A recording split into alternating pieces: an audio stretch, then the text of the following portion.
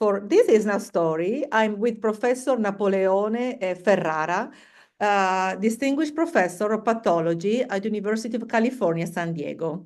Benvenuto, Professor Ferrara. Thank you very much. It's a pleasure to meet you.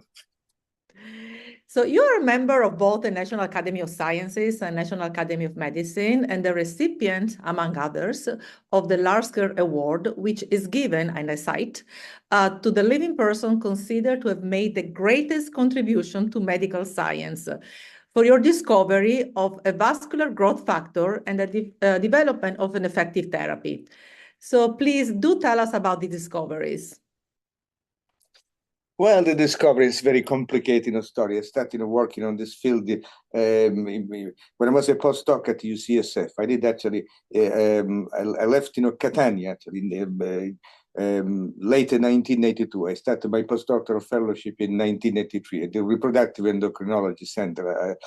To me, was when I went to the UCSF, it was an incredible place. Catania was a good university, but perhaps it didn't have all this. Of course, very few places would have had, this level of a breadth, was exciting. It was in a lab, we studied, the pituitary. I was interested in endocrinology. Started working with the Professor Umberto Scapagnini in Catania. It was a really, to me, was the most significant mentor in this field. This is the one actually. Through him, I was able to obtain this fellowship at UCSF. So at that time, endocrinology was a very hot field, probably much less now. And I kind of stumbled on some unusual cells in the pituitary, which has been very poorly described, called follicular stellate cells, which don't produce any hormone. I was really so fascinated by that. I spent most of my time in trying to decipher what they did, And to make a long story short, I did. There was some early study, morphological study, that suggests, these cells have an interaction with the blood vessels. They are astrocyte-like cells, which ended up with some projection, which end close to in the perivascular space. And so I had this idea to test, whether the cells, because I cultured the cells, the supernatal, these cells could produce, could induce endothelial cell growth. And this is what started all the story. And it was already very strong effect, on endothelial cells. At that time, there was a very little known about the angiogenic factor. And so I had, the idea to follow up on this story. I started, isolating, this protein. At the time, isolating a protein could be a huge, challenge. Some people could spend, a decade, try to achieve that, And what was a really game changer was when I joined Genentech in 1988. I felt extremely fortunate to join Genentech at that time, It was a state-of-art, technology. And so very quickly, after maybe 6 months after I joined Genentech, we were already in a terminal sequence, which amino terminal sequence. At that time, this was the key milestone in this discovery process. The sequence was the key to go to the DNA. And this is what the discovery was all about. It was a biological, the idea was the VEGF, we call this molecule VEGF, or vascular endothelial growth factor, because it seemed to have a selectivity for vascular endothelial cells. The next challenge was to study the biology, and I spent years, trying to determine whether VEGF was really an important molecule, just one of the many and the angiogenic factor, which already previously described. Which disease is caused by this, the VEGF molecule? Well, first of all, is a fundamental physiological regulator. It's made, there is an embryonic lethality even for inactivation of only 1 allele. So one of the most fundamental molecules in embryogenesis, in the development of vasculature. Certainly, at that time, the interest was what is its role in disease. Potentially numerous classes of disease. It could be angiogenesis is very important, but primarily cancer and eye disease like the diabetic retinopathy of age-related macular degeneration. And this is what really we studied those years. And moving forward a bit, what can you tell us about your current research at UC San Diego? I still follow the same field, the angiogenesis, because it's such an exciting field.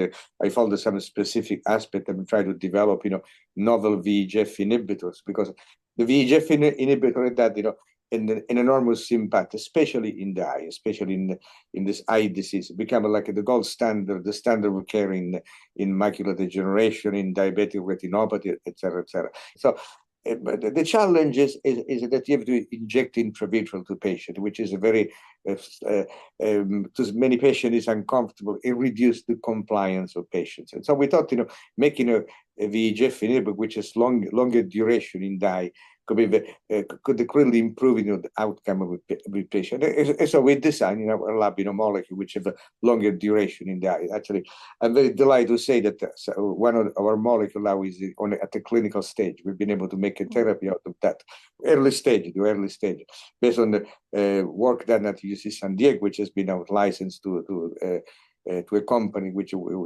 I'm a co-founder, and now it's already in humans. So of course this early stage, but it's very exciting. If you could recreate the excitement with that Genentech, this would be fantastic.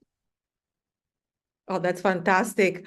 And so as you mentioned, you worked for Genentech, I believe, for 25 years, and now I didn't know about the startup, so I'd like to hear about that. But my question was also that what can you tell us about the differences in doing research for a private company versus in academia? I think that our young ISSNAF members who are thinking about their next career move may find helpful to hear about your experience in that regard. Oh yeah, I think when I joined Genentech at that time, it was very going to industry was like the dark side. It was very uncommon to go to, and then I realized that there was the best thing that could have happened to me. Actually, there is no way that could have done if I still, let's say, an academic position to apply for a grant, etc.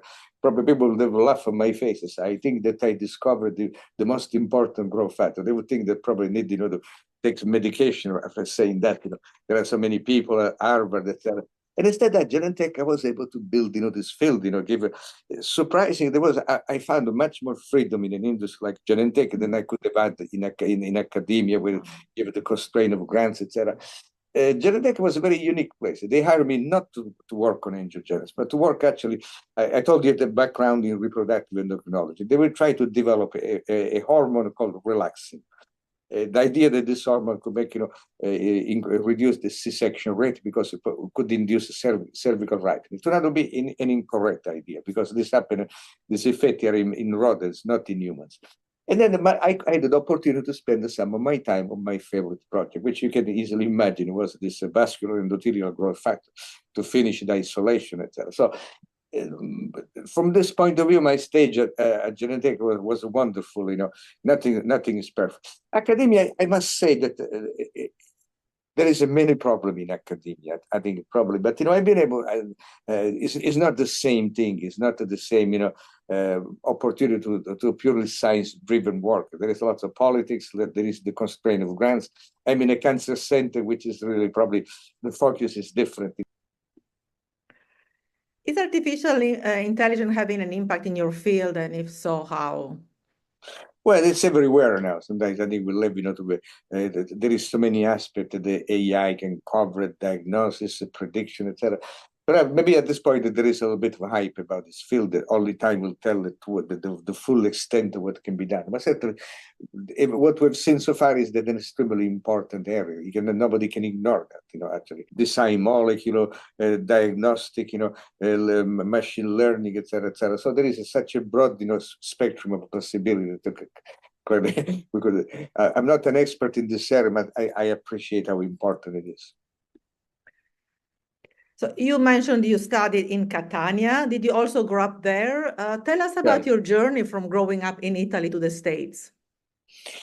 Well, I grew up in Catania. It's an interesting city with a wonderful geographic location. You see the Mount Etna and the sea. It was a little bit chaotic, but other than that, it's a great place. I mean, I have still lots of friends that I see. I go there almost every year. I see my friends, my colleagues, my medical school, colleagues. And it was very, very interesting going up in Catania. But clearly, going to San Francisco was a new dimension. It was a new world that opened up possibility almost certain of not being available in Catania, and probably in very few other places, I think. Do you have professional ties with Italy? No, really, no. At some point, I was actually a member of the Consiglio Superiore di Sanità for a period with the Minister Beatrice Lorenzin. But then, it was very interesting, but it was very difficult, given the time difference, the distance, etc., to fully participate, But I did what I could. But then the new minister, changed everything. But that's okay. It was a very good experience. Right now, I cannot say that I have very strong ties. I got to participate to meetings. Actually, we got a great meeting in Lipari, organized by Professor Ferrara. Is a computational biology. AI is a kind of major aspect of this meeting. So I go there every year. I go to Sicily and then to Lipari, the Aeolian Islands. Nice. Yes, of course. You were recently elected to the board of ISSNAF. What is your vision for the role that ISSNAF can play in the next, say, 10 years? Communication is played such an enormous role, and I try to learn, how I can contribute, etc. I know people like Alex, Seth, and others actually. Alex in San Diego, so I've seen him many times. I know an extremely valid, person, a great scientist, etc. There is this opportunity to create this network, and a network is so important. Communication is so important. I would love to see. I'd like to wait and see what we can do.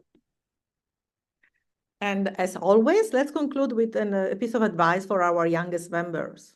It's very difficult to give advice, but the thing that I found, particularly helpful for me, that follow what you really enjoy, what you're really interested in. Probably your career will be better. I had a medical degree, and there was lots of pressure, family and peer pressure. You should be a doctor, you should see patients, etc. And I did actually an internship when I came in, between the two postdocs at UCSF. I did an internship at Oregon Health Science University. But the field was reproductive endocrinology, OBGYN. And I discovered that, probably I prefer research much more than seeing patients. Some people can do much better job than I do as seeing patients. And so that's why I decided to go back to research. And I'm very happy that I made this choice, even though in theory could be more limited field, if you're a clinician, if you can do more. But in my case, I think I did much better doing what I would really enjoy doing. And that's what I advise people to do. But that was helpful, I guess, to try. Yes, right? yes. Yes, to learn what you really know. Sometimes it's not very easy to know until you try. Right. Grazie mille, Professor Ferrara. Prego, la ringrazio tanto.